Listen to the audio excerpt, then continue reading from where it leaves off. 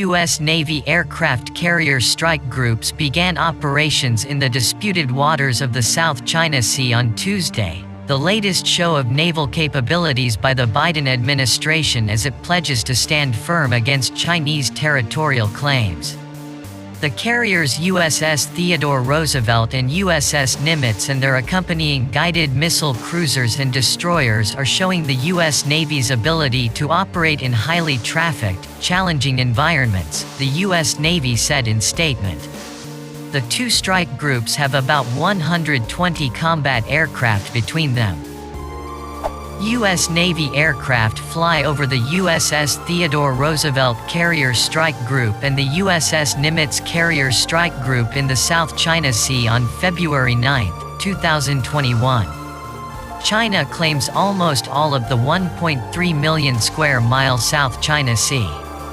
Since 2014, it has transformed obscure reefs and sandbars into man-made artificial islands, fortified with missiles, runways and weapons systems antagonizing governments with overlapping claims, including the Philippines, Vietnam, Malaysia, Indonesia, Brunei and Taiwan.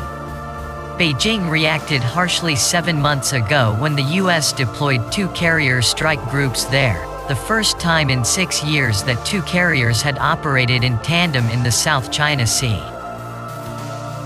The U.S. action is intended to drive a wedge between countries, promote the militarization of the South China Sea, and undermine peace and stability in the South China Sea, Chinese Foreign Ministry spokesperson Zhao Lijian said at the time. In a speech Thursday, Biden described China as the U.S. most serious competitor and outlined plans to confront Beijing's attack on human rights, intellectual property, and global governance. And in an interview with CBS News on Sunday, Biden said Washington was in extreme competition with China, but Biden and officials in his administration have pledged to work with U.S. allies when it comes to countering Beijing. He said that not going to do it the way Trump did. Biden said of his predecessor's administration, which often made policy regarding China without consulting regional players and organizations, he is going to focus on international rules of the road. The U.S. Navy says it has been following international rules on 2 occasions in the past week as it challenges Chinese claims in the Pacific. Last Thursday, the U.S. Navy sent the guided missile destroyer USS John S. McCain through the Taiwan Strait, which separates China from self-governed Taiwan. On Friday, the same warship steamed near the Chinese-claimed Paracel Islands in the South China Sea. Friday's so-called freedom of navigation operation near the Paracels upheld the rights, freedoms and lawful uses of the sea recognized in international law, a U.S. Navy statement said. U.S. Rear Admiral Doug Verissimo, commander, Carrier Strike Group 9, led by the Roosevelt, said Tuesday's dual-carrier operation was performed to ensure that we are tactically proficient to meet the challenge of maintaining peace and we are able to continue to show our partners and allies in the region that we are committed to promoting a free and open Indo-Pacific. Since assuming office on January 20th, the Biden administration has reaffirmed its commitment to U.S. allies and partners in the region, specifically letting the Philippines and Japan know that their islands also claimed by China are covered by mutual defense treaties that obligates Washington to defend them. Other sources also say the Theodore Roosevelt Carrier Strike Group and the Nimitz Carrier Strike Group conducted a multitude of exercises aimed at increasing interoperability between assets as well as command and control capabilities. The exercise comes days after China condemned the sailing of the USS John S. McCain destroyer near the Chinese-controlled Paracel Islands in what the U.S. calls a freedom of navigation operation, the first such mission by the U.S. Navy since President Joe Biden took office. The busy waterway, through which as much as $5.3 trillion in global trade passes annually, is one of a number of flashpoints in the U.S.-China relationship. The U.S. has contested China's extensive territorial claims in the region, accusing it of militarizing the South China Sea and trying to intimidate neighbors such as Malaysia, the Philippines and Vietnam, who have claims that overlap with China's in the resource-rich area. Beijing's foreign ministry responded to the deployment saying it will take necessary measures to resolutely safeguard national sovereignty and security. The latest exercise also comes just days after a separate mine warfare exercise between the U.S. Navy and Japan's Maritime Self-Defense Force off the coast of southwestern of Japan.